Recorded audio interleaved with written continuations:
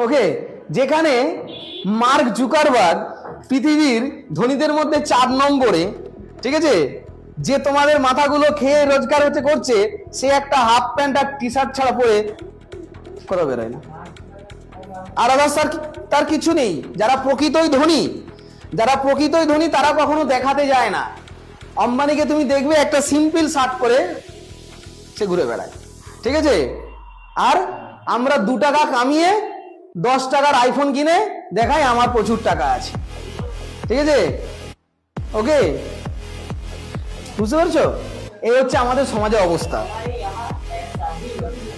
অর্থাৎ আমরা শুধু কি না গুরুত্ব দিই গ্রোটাকে না, আমরা কতটা নিজেদেরকে উন্নত করছি সেটা গুরুত্ব দিই না, সব থেকে দিই কতটা চকচকে লাগছে, কতটা চকচকে তোমার লাগছে, বুঝলে। যখনই তোমার বন্ধু তোমাকে বলবে এই যে এই একটা ভালো ক্রিম বেরিয়েছে, বেশ অ্যাডভার্টাইজ দিচ্ছে, মুখটা চকচক চকচক করবে, তুমি সঙ্গে সঙ্গে ক্রিমটা কিনে চলবে, বুঝতে পারছো?